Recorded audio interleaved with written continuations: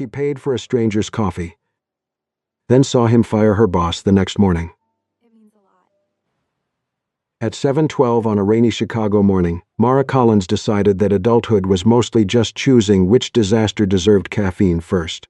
Her hair was still damp from the shower she had taken in under 4 minutes. Her blouse had a faint wrinkle near the collar. Under her eyes were the shadows of a woman who had spent half the night helping her mother to the bathroom, counting pills, and pretending not to hear the fear in Tessa Collins's voice when her left hand shook again.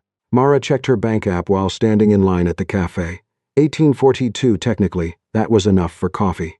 Technically, it was not enough for life, but she had a 9 a.m. meeting with Graham Ellis, and facing Graham without caffeine was less a choice than a workplace safety violation.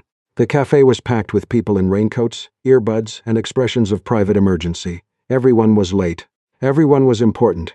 Everyone believed the person in front of them was the reason civilization was failing. Then the man at the counter tried to order. He was tall, maybe mid-30s, wearing a dark coat that was too plain to be expensive and too well cut to be cheap. His hair was damp from the rain, and he looked at the menu board with the grave concentration of a man reading a merger agreement. The barista waited. The man cleared his throat. Is medium equivalent to operationally standard? The barista blinked. It's medium. Yes, but relative to what? The woman behind her whispers. Oh my God, Mara closed her eyes. Not today. The man continued, apparently unaware that the entire line had begun aging behind him. I'll have a coffee. Normal temperature, minimal complexity. The barista stared at him. Mara leaned slightly forward. He means drip coffee. The man turned, grateful. You do now. Thank you, you're welcome. Try not to negotiate with the muffins. A tiny smile appeared at the corner of his mouth. The barista rang him up. $4.12. The man handed over a card, declined. He frowned, more confused than embarrassed, and tried another card, declined again. A man behind Mara sighed so aggressively it deserved its own weather alert. The stranger checked his phone, then his wallet, then the card again, as if betrayal by plastic required a full investigation. This card usually works in Zurich, he said. That did it. The barista's patience died visibly. The line shifted. Someone muttered about rich weirdos. Someone else said people should know their balance before ordering. Mara saw the stranger's shoulders tighten, not with arrogance, with the sudden, humiliating awareness of being in everyone's way. She knew that feeling too well. She remembered her mother years ago dropping a packet of food assistance coupons at a grocery store while the man behind them groaned and the cashier pretended not to judge. Mara had been 17 then, old enough to understand shame and young enough to hate every person who watched without helping. So she stepped forward. Put is with mine, the stranger turned. You don't have to do that. I know. That's what makes it generous instead of a billing error. Mara, the barista said, recognizing her from too many exhausted mornings. You sure? No. Yep. She paid for both coffees and felt her bank balance become a smaller, sadder number. The stranger accepted the cup with both hands like it came with legal consequences. I'll pay you back, he said. Unless you're secretly a prince, I think I'll survive the $4. I'm definitely not a prince. That's exactly what a prince with bad credit would say. He laughed, startled, as if laughter had not been on his schedule. They stepped aside to the pickup counter. Mara grabbed napkins, checked the time and felt her stomach drop. She was now officially late enough for Graham to enjoy it. The stranger looked at her badge clipped crookedly to her bag. Brightline Media? Unfortunately. You work there. I am employed there. Work implies a level of mutual respect I'm not ready to confirm.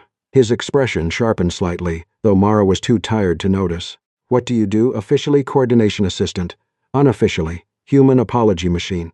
I organize campaigns, fix other people's mistakes, and get blamed when the printer develops emotional boundaries. He smiled again. Sounds demanding. It's fine. I'm only one passive-aggressive email away from spiritual enlightenment. And your boss? Mara laughed once into her coffee. My boss thinks leadership means stealing your umbrella and then telling you rain builds character. The man studied her over the rim of his cup. I'm observing a place that may need fixing, he said. Mara paused. Then she nodded slowly. That is either very mysterious or the opening line of a man about to sell me a productivity app. Neither. Worse. Consultant? His face almost gave him away. Something like that. Mara checked the time again. Well, good luck fixing whatever broken thing adopted you.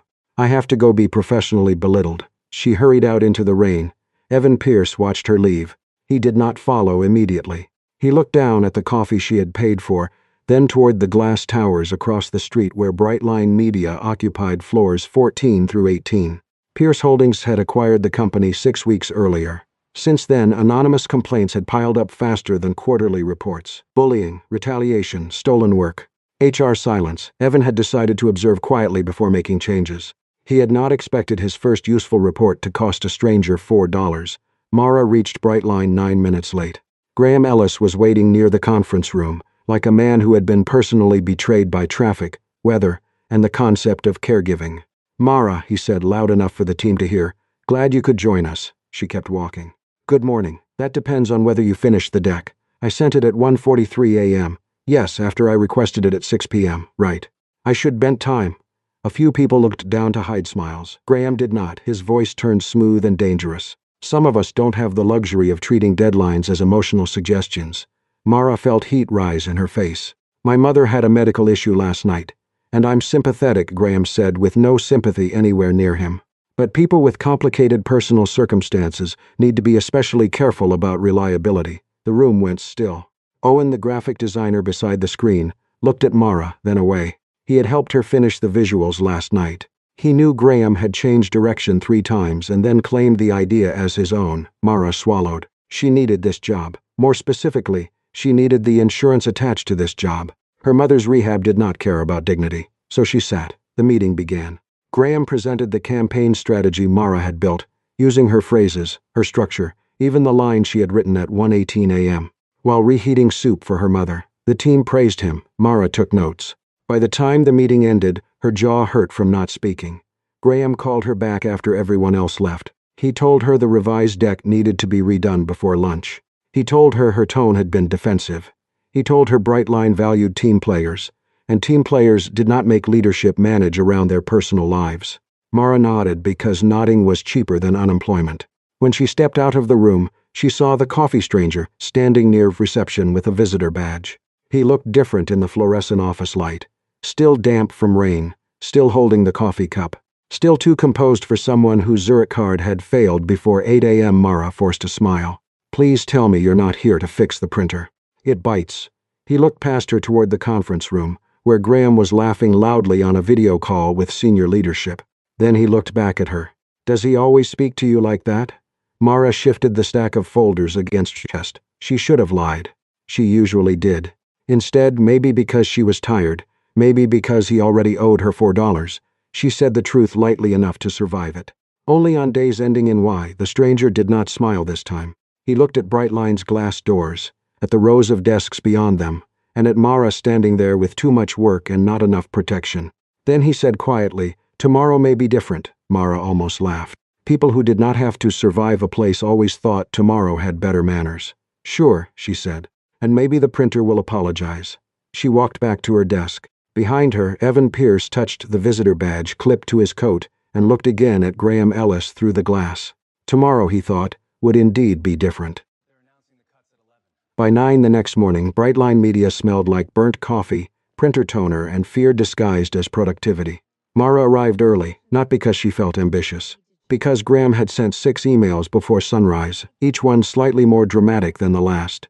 The revised campaign deck had to be ready for the all-company meeting with the new parent company. Fonts needed alignment, charts needed replacing. Graham's name needed to appear on the title slide, despite the fact that Mara had built the entire presentation while eating cereal over her kitchen sink at 2 a.m. She sat at her desk with a coffee she could barely afford, and a headache she had definitely earned. Owen rolled his chair closer and whispered that the new CEO was coming in person. Mara kept typing. Executives came and went. They all used words like culture, transparency, family, and transformation until the words meant nothing.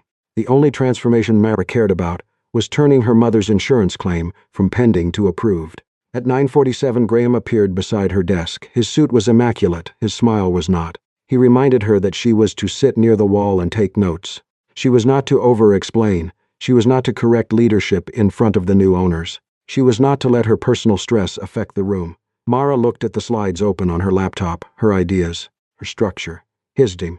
She nodded, because nodding was still cheaper than losing health insurance. The conference room filled quickly. Managers took the front seats, staff lined the walls. A few people tried to look excited. Most looked like they were trying to guess whether the acquisition meant layoffs. Graham stood near the screen, glowing with borrowed authority. Mara sat at the side table with her notebook and pen. Then the door opened. The man from the coffee shop walked in. For 1 second, Mara's brain refused the information. He was no longer wearing the plain, rain-damp coat. He wore a charcoal suit that fit like it had been made by someone who charged more than Mara's monthly rent. His hair was dry and neatly combed. His expression had shifted from mildly confused coffee victim to something calm, direct, and impossible to ignore. The room stood. Someone introduced him as Evan Pierce, CEO of Pierce Holdings. Mara dropped her pen. It hit the floor, rolled beneath the table, and, because the universe had a flair for physical comedy, stopped directly beside Evan's shoe. He looked down, then at her, not long, not obviously, but just enough. Mara bent to retrieve the pen and whispered to herself, "Fantastic. I bought capitalism breakfast." Evan began without the usual acquisition speech, no talk of synergy. No inspirational slide. No raw promise that everyone was valued while half the room quietly refreshed job boards. He said he had spent several weeks observing Brightline, CEO, not as a visitor, an applicant, a temporary consultant, a customer, a man whose card had been declined at the coffee shop downstairs. A nervous laugh moved through the room, then died. Graham's face lost color so gradually it was almost elegant. Evan turned to the screen. The first slide showed a timeline of complaints filed over the past 18 months. Bullying, retaliation, credit theft, manipulated performance reviews. Employees with caregiving responsibilities being labeled unreliable. Anonymous reports closed without investigation. Mara felt the air leave her lungs. The next slide showed email chains. Graham's emails. Some were familiar. Too familiar. Requests sent late at night, followed by complaints about delayed turnaround. Edits Mara had made, forwarded upward without her name. Feedback notes describing her as emotionally reactive after she had asked for clarity. A performance flag entered the week her mother had been hospitalized. The room became painfully still. Owen stared at the table. Graham recovered enough to speak. He called the evidence incomplete. He said high standards were being misread as hostility.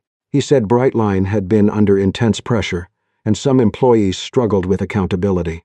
Then he made the mistake of looking at Mara. He suggested she was talented but unstable, that her lateness, family obligations, and sensitivity had created friction.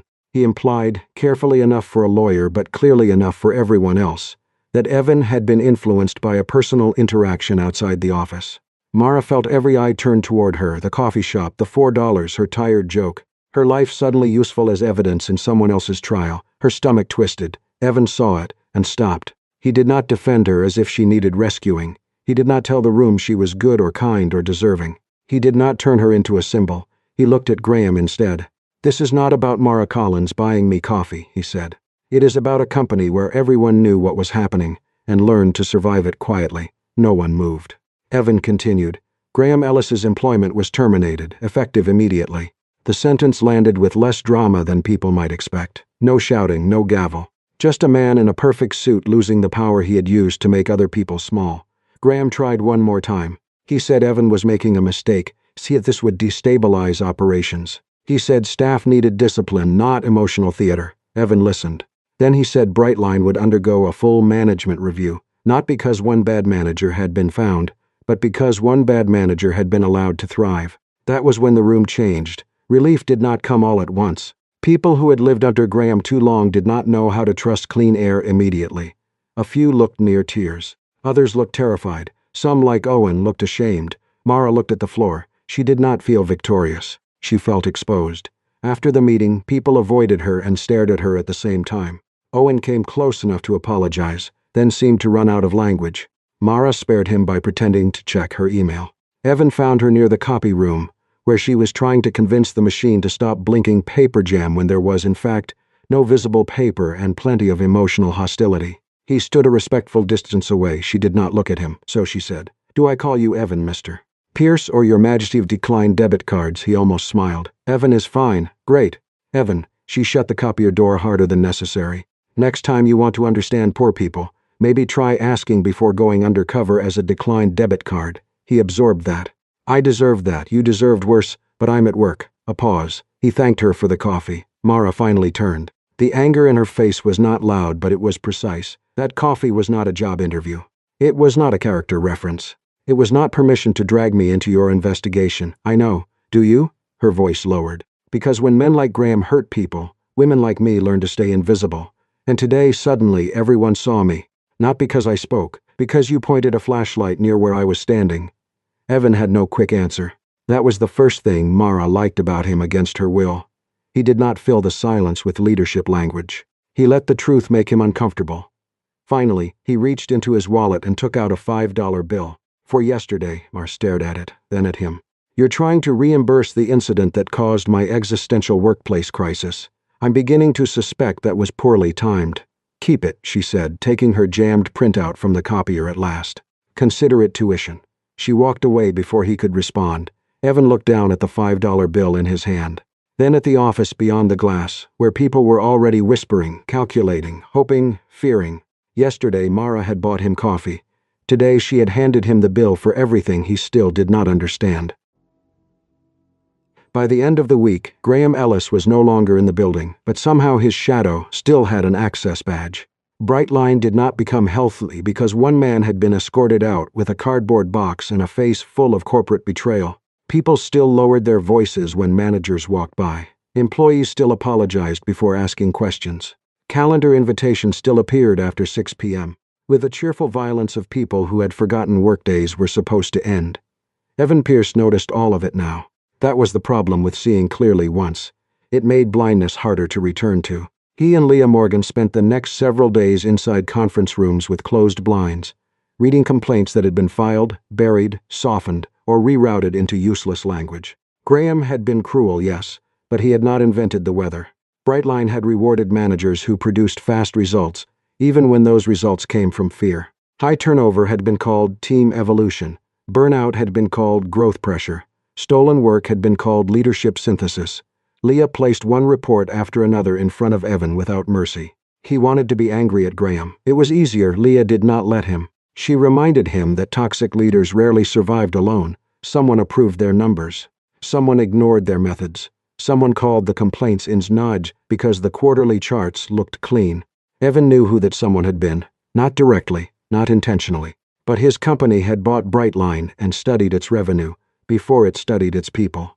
Meanwhile, Mara Collins became famous in the worst possible way. Not outside the company yet. Inside was bad enough. By Monday, someone had started calling her the coffee girl. Not loudly, never where HR could hear.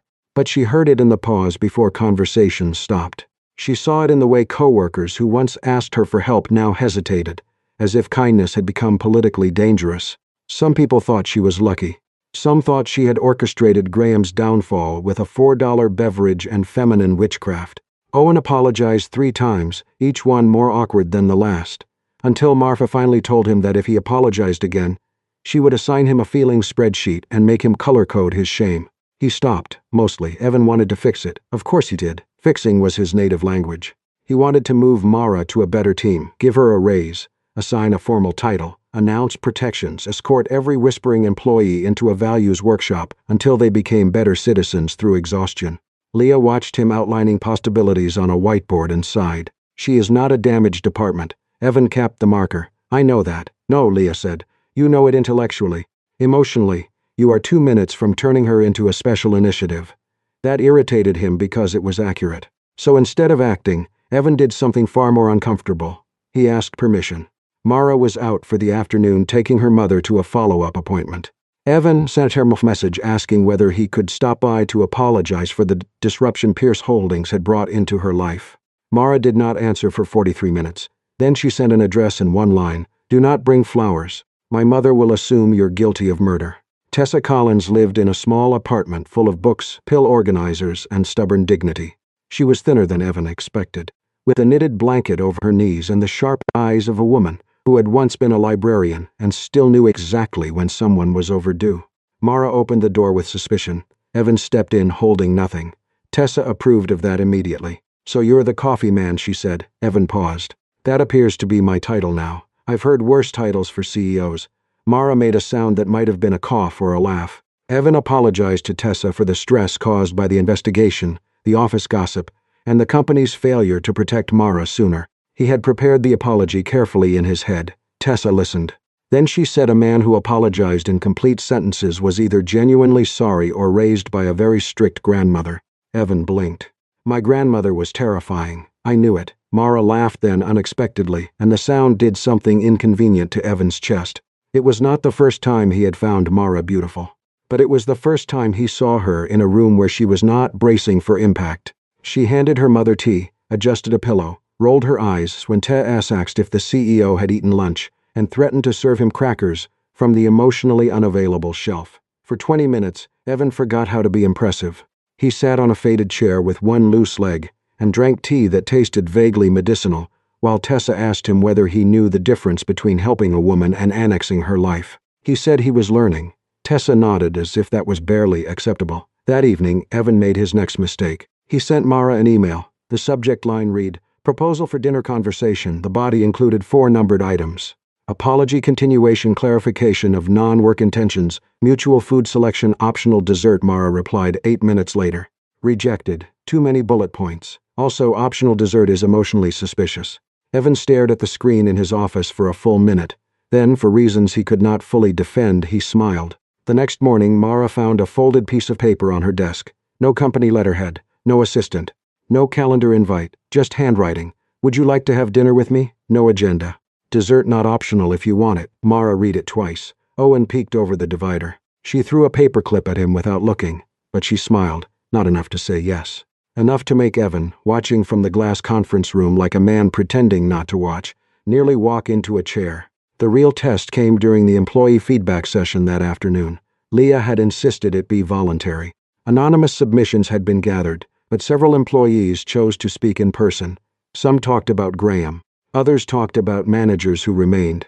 A designer described losing credit for months of work. A young father admitted he had hidden his child's doctor appointments because flexibility was treated like weakness. Then Mara stood. The room became too quiet. She held no notes. She said she appreciated the investigation, but she would not become the company's moral mascot. She was not proof that Brightline had a soul because she bought a stranger coffee. She was not the inspirational employee who suffered beautifully until a CEO noticed. She was tired, angry, skilled, and very much uninterested in being used to make everyone feel redeemed. Several people looked uncomfortable. "Good," her expression seemed to say. She went on. Brightline did not need a statue of kindness. It needed overtime rules that were followed, credit systems that named contributors, HR policies that protected caregivers before they broke down, managers evaluated by how many people grew under them, not how many survived them. Evan felt the instinct rise again. To answer, to explain, to assure, to repair the silence. Instead, he listened, really listened, not as a CEO waiting for his turn to speak, but as a man finally understanding that respect sometimes meant letting someone's anger remain unpolished. When Mara finished, Leah looked at Evan. He did not make a speech. He only thanked the room and said the changes would be drafted with employee input, not handed down as a performance of enlightenment.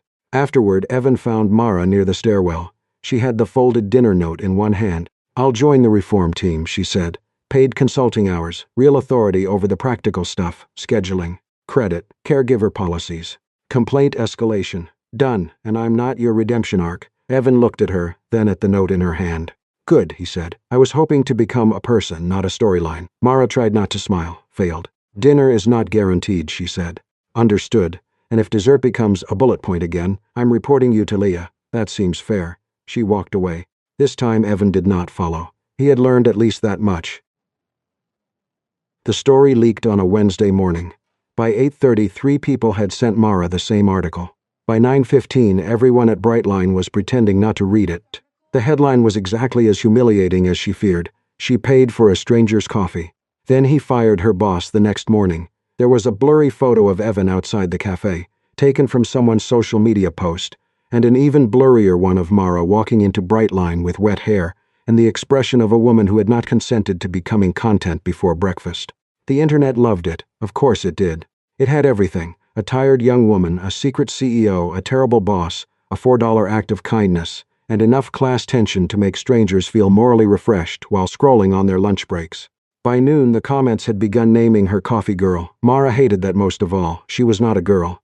She was 27, had a mother with rehab appointments, a landlord who believed grace periods were communist propaganda, and a consulting contract that still did not come with enough sleep. Pierce Holdings' PR department loved the story even more than the internet did. They called it organic brand redemption. Leah called it a lawsuit wearing lip gloss. By Thursday afternoon, Mara found herself accidentally copied on a campaign deck titled, "The Coffee That Changed a Company." The first slide had a warm brown color palette, a stock image of latte art and the words. Mara stared at it for a full 10 seconds. Then she laughed, not because it was funny, because if she did not laugh, she would walk into PR and begin throwing ethically sourced muffins. The storyboard was worse, a reenactment of the cafe scene, soft morning light, a hesitant CEO, a brave employee, a symbolic cup placed between them. Someone had even suggested filming Mara from behind, to preserve authenticity while maintaining emotional universality. Mara forwarded the deck to Evan with one line: "If you approve this, I will replace every office coffee pod with decaf." He replied 2 minutes later, "Please do not escalate to war crimes, I'm handling it." But handling it was slower than humiliation. The next morning, Mara spent 43 minutes on the phone with her mother's insurance provider, trying to understand why a post-acquisition benefits transition had disrupted one portion of Tessa's rehab coverage. She listened to hold music that sounded like a dying aquarium while staring at an email asking whether she would be open to sharing her emotional journey in a controlled environment. A controlled environment. Her mother was relearning hand strength with rubber therapy balls, and Pierce Holdings was discussing whether Mara's coffee purchase needed a cinematic arc. By the time the internal town hall began that afternoon, Mara had decided she would sit quietly, take notes, and keep her blood pressure at a level her mother would approve of. That lasted 6 minutes. The lights dimmed. A giant screen behind the stage lit up with security footage from the cafe. There she was, hair damp, shoulders tense, card in hand, paying for Evan's coffee without knowing who he was. A few employees clapped. Someone actually said, "Oh." Mara felt the sound enter her like a slap. Evan, seated near the front with Leah, went completely still. The PR director stepped onto the stage with the bright, doomed energy of a person who had confused storytelling with consent. She began describing the clip as a reminder that Brightline's transformation had started with one simple human moment. Mara stood. Her chair scraped the floor loudly enough to stop the room. The PR director paused. Mara did not wait to be invited. She walked down the aisle, not toward the stage, but toward the screen. Her hands shook. Her voice did not. She said she had not given permission for that video to be shown. She said nobody had asked whether she wanted her tired face, her private morning, or her $4 choice projected like a corporate fable. The room fell silent. She turned toward the employees. Everyone was applauding a cup of coffee, because it was easier than talking about why she had been too afraid to complain about Graham for months. Easier than talking about why employees with sick parents stayed quiet because insurance was a leash. Easier than talking about why a company needed a viral story before it remembered workers were human. Her voice cracked only once when she mentioned Tessa's rehab coverage. Not because she wanted pity, because she was furious that her mother's care had become a line item while her own kindness had become a mood board.